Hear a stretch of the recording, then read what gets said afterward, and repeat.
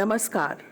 प्रादेशिक समाचार के साथ मैं पूनम केरकेट्टा। प्रधानमंत्री और भाजपा के वरिष्ठ नेता नरेंद्र मोदी ने कांग्रेस पर तुष्टीकरण और वोट बैंक की राजनीति करने का आरोप लगाया है।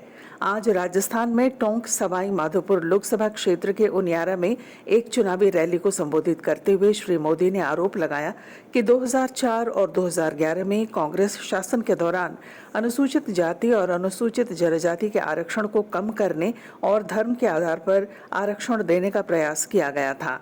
उन्होंने कहा कि कांग्रेस ने आंध्र प्रदेश और कर्नाटक में भी आरक्षण को धर्म के आधार पर बांटने की साजिश रची थी।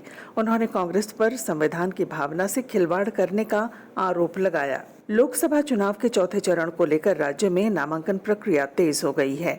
इस सिलसिले में खूंटी लोकसभा सीट से एनडीए प्रत्याशी और केंद्रीय मंत्री अर्जुन मुंडा ने आज अपना नामांकन दाखिल किया। उनके नामांकन में भाजपा के प्रदेश अध्यक्ष बाबूलाल मरांडी, लोकसभा के पूर्व उपाध्यक्ष कड़िया मुंडा और आजसू पार्टी के सुप्रीमो सुदेश महतो समेत एनडीए के कई नेता शामिल हुए। आज ही इंडी गठबंधन के प्रत्याशी कालीचरण मुंडा ने भी खूंटी से नामांकन का पर्चा दाखिल किया। उधर सिंहभूम संसदीय सीट से इंडी गठबंधन की उम्मीदवार जोबा मांझी ने भी आज अपना नामांकन दाखिल किया। मौके पर झामुमो के वरिष्ठ नेता और मुख्यमंत्री चंपाई सोरेन, राज्यसभा सदस्य महुआ माझी, झामुमो नेत्री कल्पना सोरेन सहित गठबंधन के कई वरिष्ठ नेता शामिल हुए। कल पलामू से एनडीए प्रत्याशी बीडी राम और इंडी गठबंधन के उम्मीदवार ममता भुइयां अपने नामांकन पत्र दाखिल करेंगे। इनके अलावा लोहरदगा के एनडीए प्रत्याशी समीर उरांव भी कल अपना नामांकन दाखिल करने वाले हैं।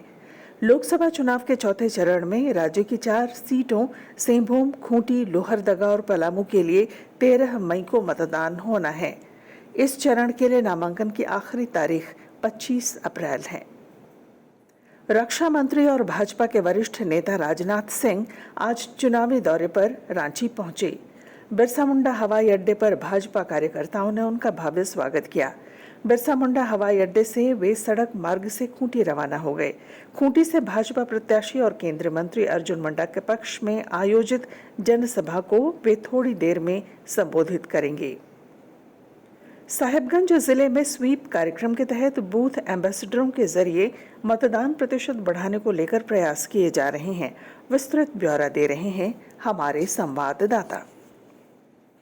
साहिबगंज जिला अंतर्गत आने वाले सभी मतदान केंद्रों पर मतदाताओं की उपस्थिति और मतदान प्रतिशत को विगत आंकड़ों से ज्यादा करने के लिए निर्वाचन विभाग निरंतर प्रयास कर रहा है। जिला स्तर पर 974 मतदान केंद्र हैं। विगत चुनाव में जहां मतदान 50% से कम रहा था, स्वीप के तहत ऐसे बूथों पर प्राथमिकता के आधार पर लगातार जागरूकता के कार्यक्रम किया जा रहा है। साहिबगंज के जिला निर्वाचन पदाधिकारी हेमंत सती ने बताया कि पिछले आम चुनाव में जिले में ऐसे 18 बूथ थे जहां मतदान 50% से कम रहा था। ऐसे बूथों पर बूथ एम्बेसडर्स बनाकर 70% से ज्यादा मतदान करने का प्रयास किया जाएगा। आनंद कुमार ओझा, आकाशवाणी समाचार, साहिबगंज। राज्य के पूर्व मुख्यमंत्री हेमंत सोरेन की जमानत याचिका पर आज रांची के पीएमएलए की विशेष अदालत में सुनवाई की गई। इस सुनवाई के दौरान ईडी की ओर से मामले में जवाब दाखिल करने के लिए कोर्ट से 2 सप्ताह के समय की मांग की गई। कोर्ट ने ईडी के आग्रह को स्वीकार करते हुए मामले की अगली सुनवाई के लिए 1 मई की तारीख निर्धारित की है। एनटीए ने यूजीसी नेट परीक्षा के लिए नोटिफिकेशन जारी कर दिया है। अभ्यर्थी एनटीए की आधिकारिक वेबसाइट पर जाकर ऑनलाइन अप्लाई कर सकते हैं। आवेदन करने की अंतिम तारीख 10 मई तक है। 13 मई से लेकर 15 मई तक आवेदन पत्र में सुधार का भी मौका दिया जाएगा। वहीं परीक्षा शुल्क का भुगतान 11 मई से 12 मई तक किया जा सकता है। परीक्षा का आयोजन 16 जून को किया जाएगा।